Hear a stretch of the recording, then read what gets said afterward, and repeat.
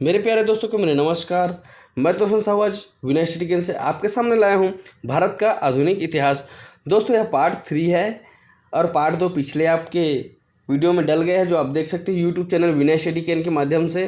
अगर आप हमारे चैनल पर नए हैं तो चैनल को सब्सक्राइब करें, लाइक करें, शेयर करें। दोस्तों मैं बता दूं कि आधुनिक इतिहास के संबंध में बहुत महत्वपूर्ण टॉपिक है और बहुत सारे क्वेश्चन पूछी जाती है। तो आप अच्छे से पूरा वीडियो देखिएगा और पूरा वीडियो देखकर बताइएगा वीडियो कैसा लगा। अगर अच्छा लगा तो कमेंट करें, शेयर करें और लाइक करें, सब्सक्राइब करें ना भूलिएगा। चलिए आगे बढ़ते हैं। पहला क्वेश्चन है, पी मित्रा का नाम किस क्रांतिकारी संगठन की स्थापना के साथ जुड़ा हुआ है? आपके पास ऑप्शन है अनुशीलन समिति, इंडिया हाउस, जुगान्तर, उपरोक्त में से कोई नहीं। अगर आपको पता हो तो ज़रूर कमेंट करते रहिएगा। इसका आंसर हो जाएगा ए, अनुशीलन समिति। दोस्तों मैं बता दूं कि इसका स्थापना हुआ था 24 मार्च 1902 को। किसके द्वारा किया गया था? प्रमथनाथ मित्रा ने इसकी स्थापना किया था। प्रमथनाथ मित्रा ने। अगर आपको पूछ दिया जाएगा कि स्थापना कब हुआ था अनुशीलन समिति का, तो आप बता सकते हो कि 24 मार्च 1902 को हुआ था। किसके माध्यम से वो हुआ था? प्रमथनाथ मित्रा के द्वारा हुआ था। यह अपने नोटबुक निकाल लीजिएगा और अपने नोटबुक में नोट करते रहिएगा। चलिए नेक्स्ट क्वेश्चन है, एकेडमिक एसोसिएशन की स्थापना किसने की थी? ऑप्शन है हेनरी विवियन डिरोजियो, मधुसूदन दत्ता, मदन मोहन तारकलंकर, सुरेंद्रनाथ टैगोर। अगर आपको पता हो तो ज़रूर कमेंट बॉक्स में कमेंट कीजिएगा। इसका आंसर हो जाएगा ए, हेनरी विवियन डिरोजियो। मैं बता दूं कि हेनरी विवियन डिरोजियो शिक्षाविद व लेखक थे। वे हिंदी कॉलेज कलकत्ता के सहायक मुख्य प्राध्यापक भी थे। कौन से कॉलेज के? हिंदी कॉलेज के, है ना, कलकत्ता के। चलिए नेक्स्ट क्वेश्चन है, बंगाल का अंतिम स्वतंत्र नवाब किसे माना जाता है? अगर आपको ज़रूर पता होगा इसका आंसर, ऑप्शन दिया है सिराजुद्दौला, मीर कासिम, मीर जाफ़र, शुजाउद्दौला। कौन है? जल्दी बताइएगा। आपको लगेगा कि केबीसी खेल रहे हैं, ज़रूर खेल रहे हैं, तो आप आंसर देते रहिए, हमें अच्छा भी लगेगा। मैं टाइम देता हूं आंसर बताने के लिए, उसके बाद ही मैं आंसर बताता हूं, ठीक है। इसका आंसर हो जाएगा, हैट्रिक हो गया, ए, सिराजुद्दौला। दोस्तों मैं बता दूं कि सिराजुद्दौला बंगाल का अंतिम स्वतंत्र नवाब था। कब हुआ? 23 जून 1757 को ब्रिटिश इंडिया कंपनी के साथ प्लासी की लड़ाई में उनकी हार हुई थी। किसके साथ हुई थी? ब्रिटिश ईस्ट इंडिया कंपनी के साथ। कब हुआ था? 23 जून 1757 में, ठीक है। चलिए नेक्स्ट क्वेश्चन की ओर आगे बढ़ते हैं। स्वतंत्रता से पहले भारत के किस राज्य में प्राथमिक शिक्षा अनिवार्य थी? ऑप्शन दिया है बड़ौदा, अर्काट, कुर्ग, हैदराबाद। अगर आपको पता हो तो जरूर कमेंट बॉक्स में कमेंट करते रहिएगा। इसका आंसर है आंसर ए, बड़ौदा। चलिए नेक्स्ट क्वेश्चन की ओर आगे बढ़ते हैं। 1896 का कांग्रेस अधिवेशन किस लिए जाना जाता है? ऑप्शन दिया है भारत का राष्ट्रीय गीत पहली बार गाया गया, भारत का राष्ट्रगान पहली बार गाया गया, भारत का तिरंगा झंडा पहली बार फहराया गया, उपरोक्त में से कोई नहीं। यह मैं नेक्स्ट वीडियो में शायद पढ़ा चुका हूँ हम लोग को। अगर आपको पता हो तो जरूर कमेंट बॉक्स में कमेंट कर दीजिएगा। 1896 का कांग्रेस अधिवेशन किस लिए जाना जाता है? ऑप्शन ए हो जाएगा, भारत का राष्ट्रीय गीत पहली बार गाया गया था। मैं इसको एक पहला वीडियो में और बता चुका हूँ। अगर आप वीडियो देखे होंगे तो नहीं देखे होंगे तो ज़रूर देखिएगा, क्योंकि बहुत महत्वपूर्ण टॉपिक लेकर निकालता हूँ दोस्तों। चलिए नेक्स्ट क्वेश्चन है, भारत के राष्ट्रगान का शीर्षक क्या था? राष्ट्रगान का शीर्षक क्या था? ऑप्शन दिया जन गण मन, भारत भाग्य, भारत भाग्य विधाता, भारत विधाता। अगर आपको पता हो तो ज़रूर कमेंट बॉक्स में कमेंट करते रहिएगा। मैं बता दूं कि भारत का राष्ट्रीय गान की रचना रविंद्रनाथ टैगोर के मूल रूप में बंगाली में किया था। किस में किया था? बंगाली में किया था। किसके द्वारा? रविंद्रनाथ टैगोर के द्वारा। 24 जनवरी 1950 को संविधान सभा द्वारा इसके हिंदी रूप में राष्ट्रगान के रूप में स्वीकृत किया गया था। कब किया गया था? 24 जनवरी 1950 को हिंदी के रूप में, है ना, संविधान सभा में। इस राष्ट्रगान को क्या किया था? 27 दिसंबर 1911 को पहली बार कांग्रेस अधिवेशन में गाया गया था। इसका शीर्षक क्या था? आपको पता है? इसका शीर्षक था डी, भारत विधाता। इसका आंसर हो जाएगा डी, भारत विधाता। मैंने जितना भी आपको बता रहा हूँ आप कमेंट बॉक्स में कमेंट करते रहिए और नोटबुक में अपना नोट्स करते रहिएगा। चलिए नेक्स्ट क्वेश्चन है, भारत का राष्ट्रगान पहली बार कब गाया गया था। दोस्तों मैं अभी पिछले क्वेश्चन में आपको डिटेल से बता दिया था कि कब गाया गया था। ऑप्शन दिया है 1911 कलकत्ता, 1912 लखनऊ, 1913 दिल्ली, 1914 बॉम्बे। तो मैं तो बता दिया हूँ इसका आंसर हो जाएगा 1911 कलकत्ता में ए। चलिए नेक्स्ट क्वेश्चन है, प्लासी की लड़ाई का स्थान प्लासी वर्तमान में किस राज्य में स्थित है। ऑप्शन दिया है पश्चिम बंगाल, बिहार, छत्तीसगढ़, झारखंड। अगर आपको पता हो तो जरूर कमेंट बॉक्स में कमेंट करते रहिएगा। इसके बारे में और कुछ बता देता हूँ प्लासी युद्ध के बारे में। प्लासी की लड़ाई 23 जून 1857 को ब्रिटिश ईस्ट कंपनी और बंगाल के नवाब के बीच लड़ा गया था। किसके द्वारा? ब्रिटिश ईस्ट इंडिया कंपनी और बंगाल के नवाब के बीच लड़ा गया था। इस लड़ाई के नवाब सिराजुद्दौला हार गए थे। ठीक है, कहाँ लड़ा था? ए पश्चिम बंगाल में। चलिए नेक्स्ट क्वेश्चन है, प्रसिद्ध विद्यासागर सेतु किस शहर में स्थित है। ऑप्शन दिया है पटना, कलकत्ता, लखनऊ, चेन्नई। अगर आपको पता हो तो ज़रूर कमेंट बॉक्स में कमेंट करते रहिएगा। प्रसिद्ध विद्यासागर सेतु किस शहर में स्थित है?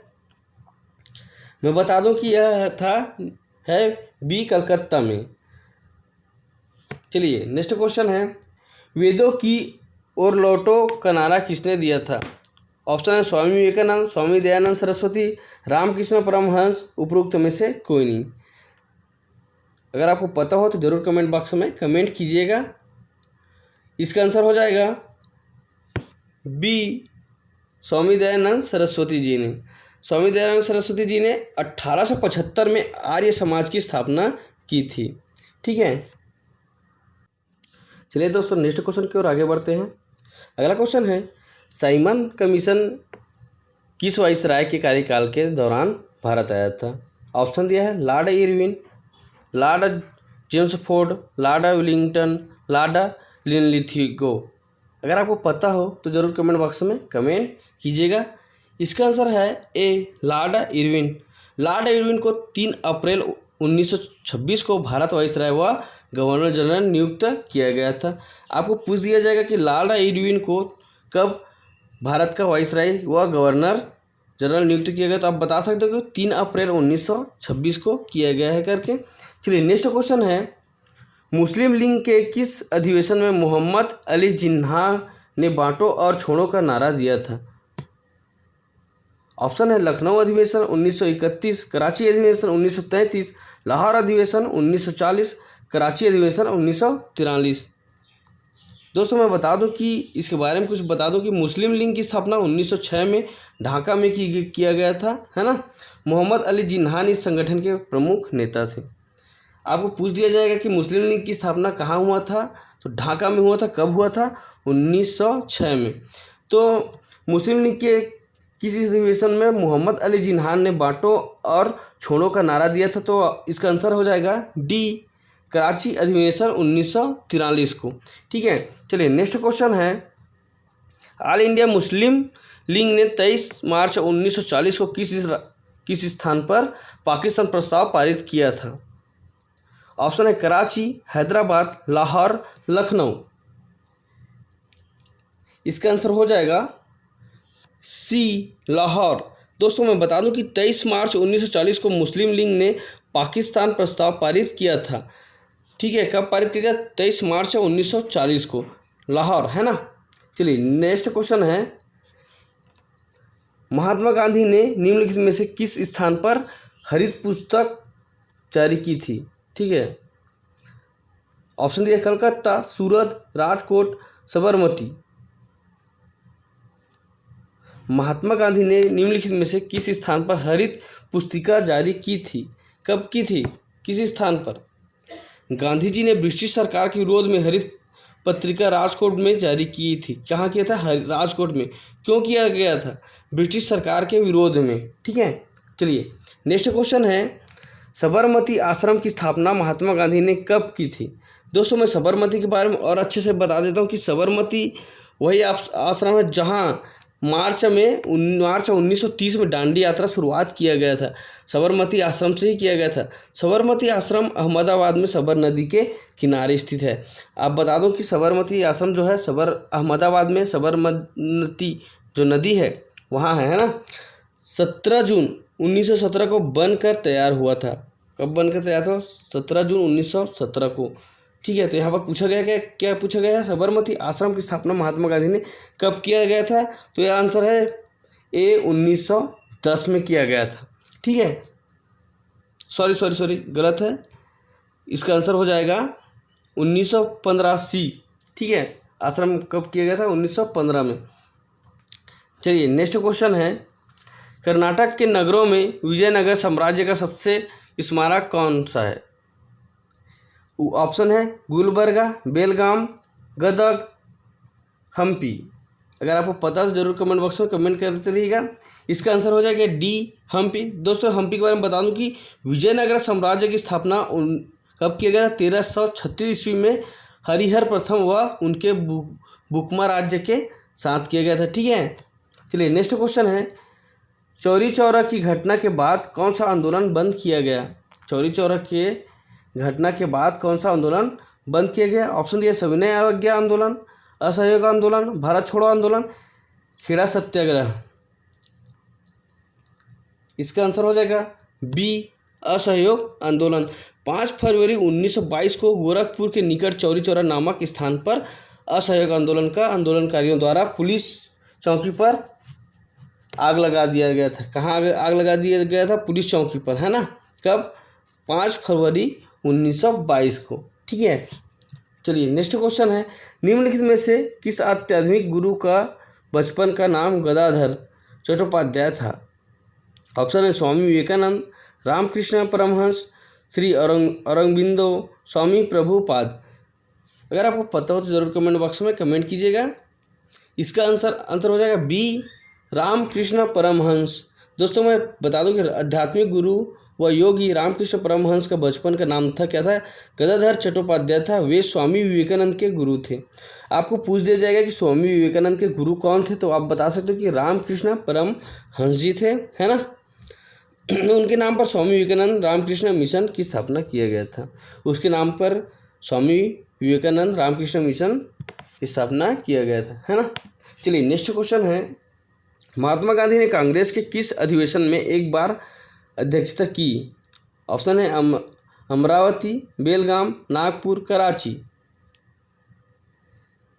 दोस्तों बता दो कि महात्मा गांधी जी ने 1924 में कांग्रेस के बेलगाम, ऑप्शन बी आंसर हो जाएगा, है ना। इसके बारे में बता देता हूँ कि थोड़ा और डिटेल से। महात्मा गांधी ने 1924 में कांग्रेस के बेलगाम अधिवेशन में कांग्रेस के अध्यक्ष बने थे, है ना। वे केवल एक बार ही भारतीय राष्ट्रीय कांग्रेस के अध्यक्ष बने। कब बने थे? 1924 में, है ना।